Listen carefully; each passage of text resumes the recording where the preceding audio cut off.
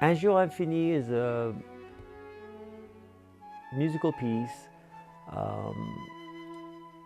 which I've been carrying for 15 years now, the central musical piece of my life as a composer.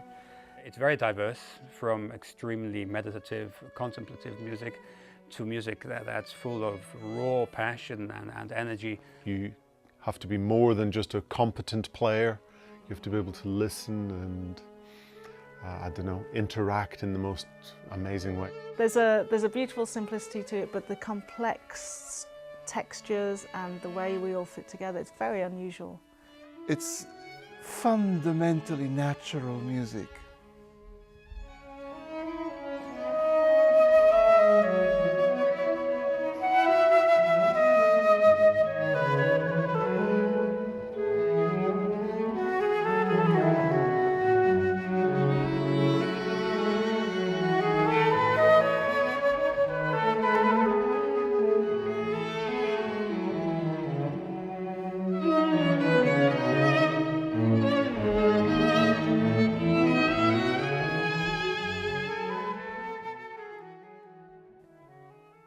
When I sit at the piano, I really have no idea of anything.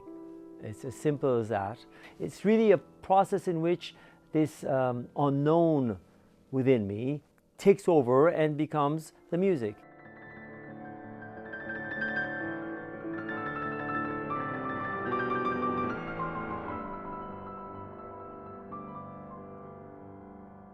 And that's what this process is about, is have a trust in this energy that's coming and the technique which allows this energy to become music. I had to use an electric piano, otherwise I cannot capture the notes. It's connected to a computer. And then once I find the tempo, the notes become very clear, as though I had written it. So actually, it's what seems to be a process in which the unknown is there, takes over. It leads to something which is quite clear and readable. The question was, what instruments would allow it to best express itself?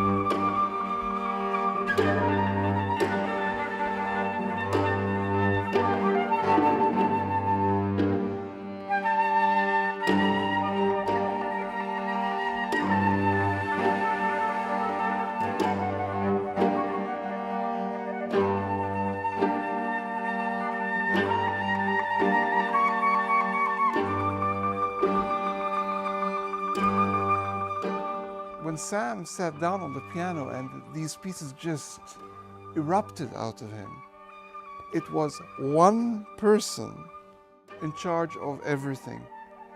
When you orchestrate it, you have then 4 individuals, 4 different instruments, each with their own requirements. It becomes very difficult to keep the integrity of the whole. And that was a painstakingly slow procedure that we had to go through as individuals, playing individual instruments. Sam talks about emotions a lot in his writing and in his instruction to us how to play. So there's very few directions in terms of a musical sense. You don't get the words moderato or allegro or con brio or any of that. He talks much more about pictures in his mind, emotional, setting the scene, setting the mood. And then we have to interpret that the way we feel it works in a technical sense and trying to keep the feeling of any technicality out of it. I relied with a lot of confidence, because I have no choice, on these musicians to perform the score in ways sometimes I would not have even imagined. they really surprise me at certain moments, and I think this is the greatness of the chemistry in musical work, is where the musicians, with their intuition, while they're performing notes, they bring something totally unexpected. And what I love about it is that it seems almost completely devoid of any pretension. It's just the fullness of deep emotion that seems to come out, I think, because it is spontaneously conceived as improvisations.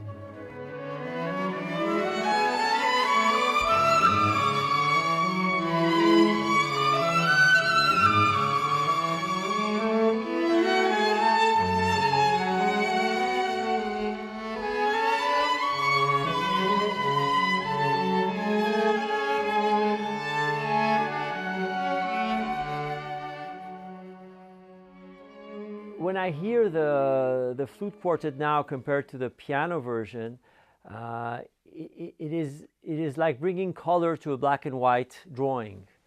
Suddenly these colors are reflecting the dimensions which I discover, which were in the piano, but in a very subtle way. And it's like a celebration of something which I would not have discovered if I had not transformed it into a flute quartet.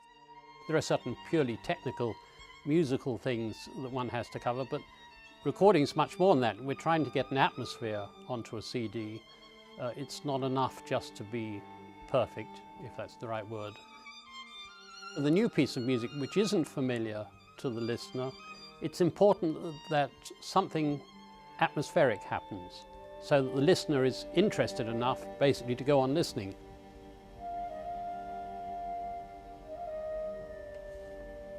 Un Jour Infini is a completely different piece to what we're used to performing. It's notated and improvisatory at the same time, which is quite tricky to take on board because you have to feel free, and yet it's quite thoroughly notated. And I, for one, love that. I try always to play like that, to take what's written. Of course, that's the basis, that's a skeleton. You try to study that, to read that, and then you try to fly with that. And this music is perfect for flying.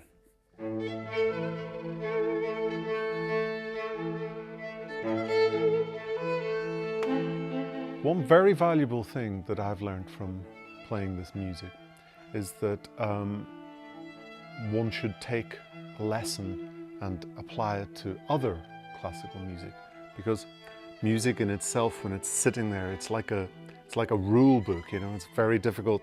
When you see it there, it's difficult to take yourself to another place and express and sing. But with this music, the exact opposite is the fact. You look at, there's no point really in looking at the page because it doesn't translate the way in which the composer wants it. You have to bring the music off the page and let it live. I'd say it's Sam's very personal journey. He's had quite an amazing life story in music and periods away from music, and I think recently he's come back to music, and he's come back. It's him kind of embracing music, and it's quite an embrace.